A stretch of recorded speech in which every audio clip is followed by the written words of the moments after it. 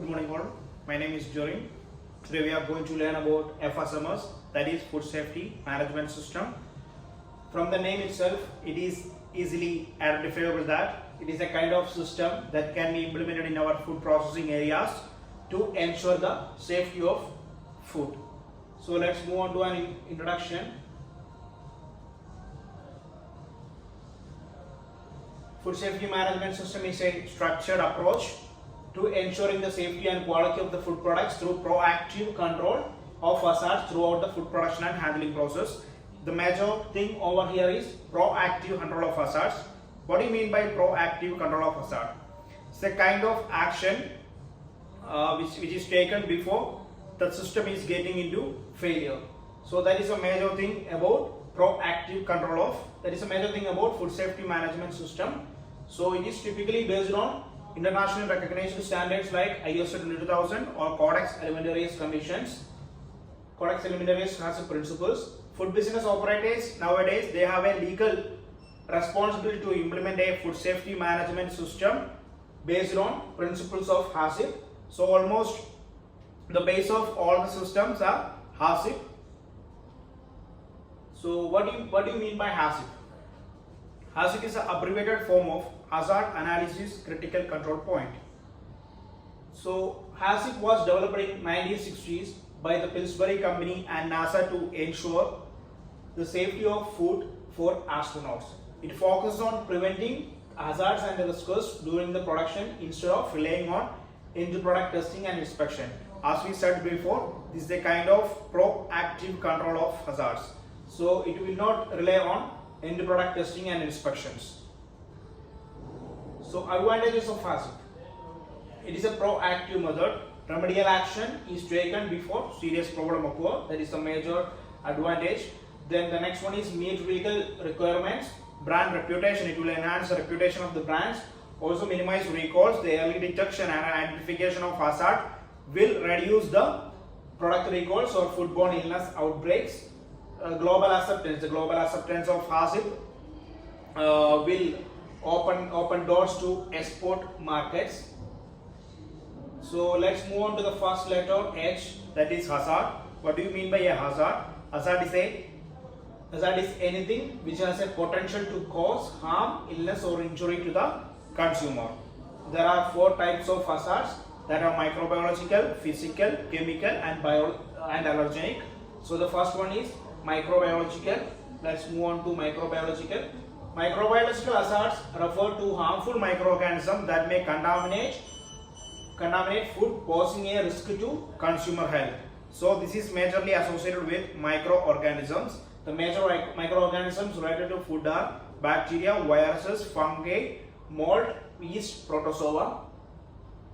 So the major method of contamination is through cross contaminations and the transmission of waste materials or bacteria through channels and unhygienic practices of the staffs, so which will lead into contaminations.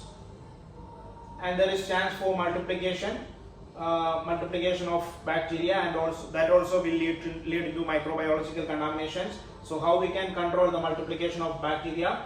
By some methods that are minimize time at room temperature. By minimizing the product in room temperature will help to reduce the chances of multiplications. Also we can store the food in high temperatures above 60 degrees Celsius and low temperature below 5 degrees Celsius. Reduction of moistures, use of preservatives, use of acids, vacuum packaging and curing methods like smoking. So the next one is physical hazards. Physical hazards in food refer to any foreign objects that can cause harm or injury to the consumers.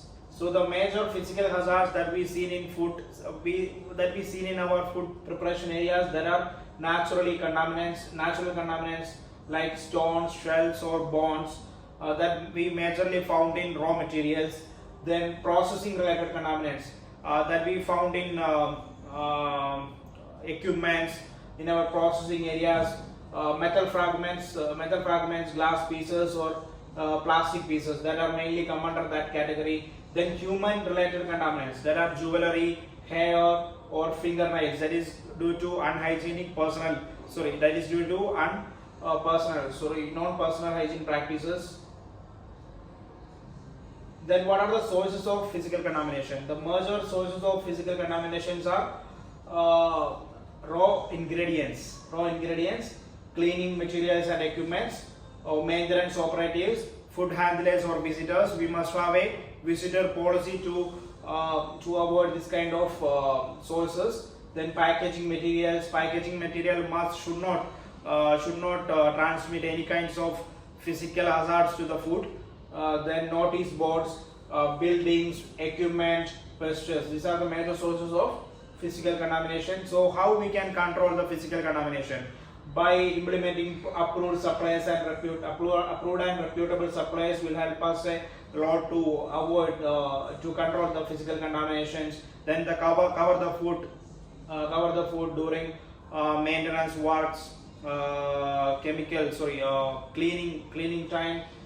Then pest control activities, check deliveries, packaging material specification, care when deboxing, care during waste disposal, good personal hygiene practices, implementation of visitor policies, wood policies, glass policies, then hair covering, proper maintenance of personal hygiene, integrated pest management, reputable pest contractors, and then pest proofing. Pest proofing will help us to reduce the pest activities also. Then avoid temporary repairs, use of non-corroding materials. So these things will help us to control physical contamination. Then let's move on to chemical hazards.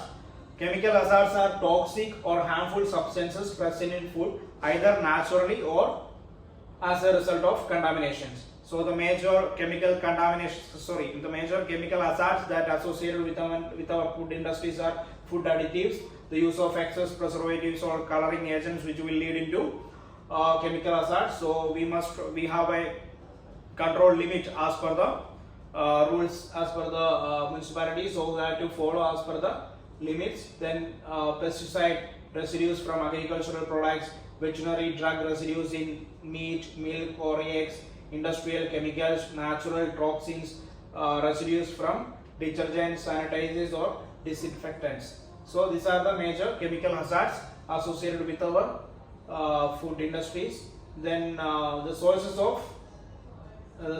examples and controls of chemical contamination. The major control that we have to be implemented in our food premises are approved and reputable suppliers, suitable packaging. The packaging material should not transmit any kind of toxins to the food. Also, it must have a food grade certificate to ensure there is no migrations. So cover and remove the food before maintenance and cleaning. Training of cleaners and labeling of chemicals. Do not store food in old chemical containers. Do not store food near chemicals. Do not conduct pests near open food.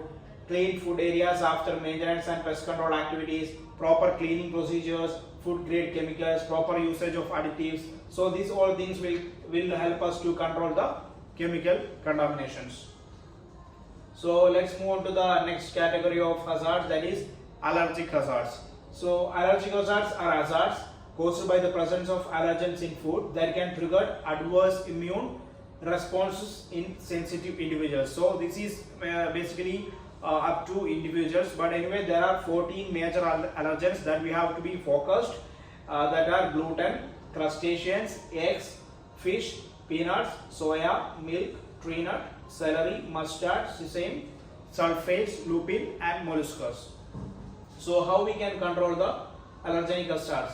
So the major things are communication, proper communication, menu descriptions or labeling, listen carefully to the customer requests, effective staff training, then use of approved suppliers or branded products. This will help us to get a confidence that the product is made in a safe conditions. Also the labeling will be good. Then suitable packaging, segregation, separate preparation areas, discard or label contaminated products, and through thorough cleaning of utensils and preparation areas after allergenic preparations, and then proper hand washing. This also help us to control the allergic hazards. So we have discussed about the four major hazards that we associated in our food premises. Now we move on to the key terms associated with HACCP. So the first one is control measure. Control measure is the actions or activities required to prevent or eliminate a food safety hazard or reduce it to an acceptable level. So whatever the activities which we used to do in our food premises to reduce the food safety hazard to an acceptable level is considered as a control measure, like the proper following of personal hygiene, minimizing the food in a danger zone. These all things are come under control measure. So what do you mean by corrective actions? Corrective action, then action to be taken when result of monitoring at a CCP indicate loss of control. So in case if the critical limit is breached, so the set limit of if suppose the set limit of cooking chicken is 75 degrees Celsius, and if while you are checking, if you see 74 degrees Celsius, you should go for an action that is considered as a corrective action. Then critical control point, a step in the process where control can be applied and is essential to prevent or eliminate a food safety hazard or to an acceptable level, that is considered as a critical control point. Also in this point the hazard should be eliminated. Then the next is critical limit. Critical limit is a proven safe limit that ensures food can be eaten safely. Example, cooking food to 75 degrees Celsius, a value of monitored action which separates acceptable from unacceptable. Okay, then the next is monitoring. Observation or measurements to confirm that the process is under control and the critical limits are not breached. That is a kind of monitoring. So we have to monitor the processes going as per the standard. Then the next is prerequisite program. That is the most important thing that we have to be in place to implement HACCP. So this includes all the things that are good manufacturing practices, good hygienic practices, personal hygiene, proper follow-up of personal hygiene, staff training, proper resources, building, equipment calibration, plant preventive maintenance. These all things, pest control, these all things will come under prerequisite program. Once we have all this prerequisite program, then only we can move into the HACCP system. So the next one is target level. The control criterion that is more stringent than the critical limit, which can be used to reduce the risk of deviation. This term is like a target level. We must have a target level which is above than the critical limit. So if the critical limit is 75 degrees Celsius, our target level must be 80 degrees Celsius. Then only we can ensure that the food is safe. Then the next is validation. So using scientific evidence, we have to validate our processes as per the standard. That is the term called validation. Then verification. Verification is the methods or procedures or testers and other evaluations in addition to monitoring, checking records, and addition to auditing to confirm the compliance with the HACCP plan. So there are too many methods and testers that we can go to evaluate our process is going as per the standard of like microbiological testers, equipment calibration, and monthly audit. This will help us to verify that our process is going as per the standard. So we discussed about the key terms to implement HACCP. Now we have to move on to HACCP implementation. To implement HACCP, we have to follow 12 steps. In that 12 steps, there are 7 principles and 5 steps. So we have to implement the 5 steps to get into the 7 principles. So the first step in HACCP implementation is assemble a HACCP team. First of all, we have to form a multidisciplinary team with expertise in food safety, production process, and HACCP principles. So in this team, there should be staffs from all the departments that will help us to implement the HACCP effectively. So the staffs, we should have a staff from maintenance, purchasing, then finance, food production, housekeeping, quality department. These all staffs will come under the HACCP team. Then the next step is describe the product. So everyone in the team must aware about the product details, the product like the ingredients added in it, packaging, shelf life, and storage conditions. So by this only we can implement a proper HACCP system. Then the next one is identify the intended use. Here you have to determine how and by whom the product will be consumed. Example, the product will be consumed as raw or cooked. On that basis only we can identify the hazard, or we can implement a critical control point.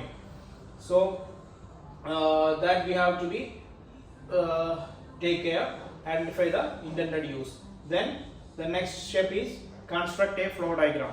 So once we have these things, we have to go for a flow diagram demonstrating the full process from the beginning, from to fork. In that way we should have a flow diagram mentioning all the steps in the process.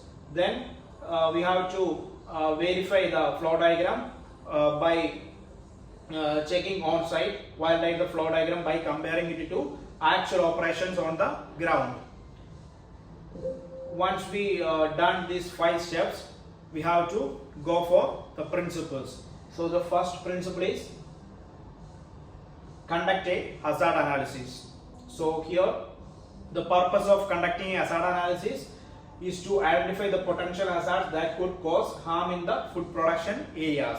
So here we have to identify the significant hazard that is included in the process. So the hazards will be biological, chemical or physical, that we discussed already. So either any of this will be coming in the hazard. So once you identify the hazard, you have to evaluate the likelihood and severity of these hazards.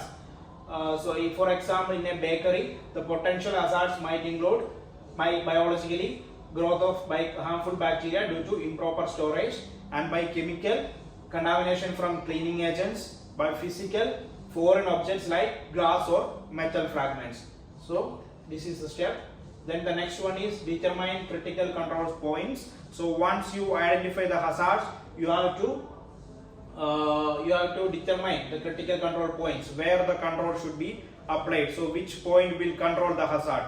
Here you have to determine the critical control point. For example, for cooking chicken, the CCP is cooking step, as it ensures harmful bacteria are killed. And the next principle is establish critical limits. So here the purpose of establishing critical limits is define the maximum or minimum values at CCP to ensure the safety. So the steps for establishing critical limits: set measurable parameters such as temperature, time, pH or moisture level. Ensure the limits are based on scientific evidence or regulatory standards. So the limits you have to set on the basis of set standards. Like for example, a critical limit for cooking chicken might be minimum internal temperature of 75 degrees Celsius. So it is taken from regulatory standards. So once you set the critical limits, we need to monitor that the critical limit is breaching or not. So that is you need to monitor by temperature checks or visual inspection, and you have to assign as a responsible person or trained person to monitor the process. Is the critical limit is breaching or not? Then determine the frequency of monitoring. We should have a frequency of monitoring. Then use a thermometer. That is, for example, use a thermometer to check the temperature of cooked chicken every batch. That is a kind of monitoring. Then we need to move on to the 5 principle: establish corrective actions. So the purpose of corrective action is to define the steps to take when monitoring indicates a critical limit has been breached. So for example, if chicken doesn't reach 75 degrees Celsius, extend the cooking time or discard the batch if unsafe. That is mean by this step. We have to take corrective action if the critical limit is breached. So let's move on to the 6th principle: establish verification procedures. So once we have all these things, all this set standard, we have to verify the system is working effectively or not. How we can effectively verify?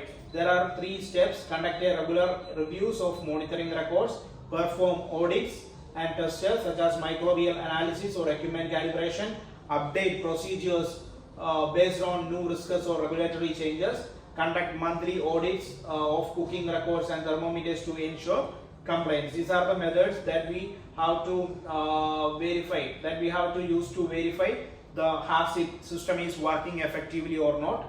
Then the seventh and the last principle is establish record keeping and documentation. So the purpose of this step is to maintain detailed records to demonstrate compliance with HACCP and provide a basis for audit. So it is mainly for the regulatory purpose. Document all the aspects of HACCP plan, including hazard analysis, CCPs, critical limits, and corrective action. So if there is any changes in the documentation, then you can go for a review too.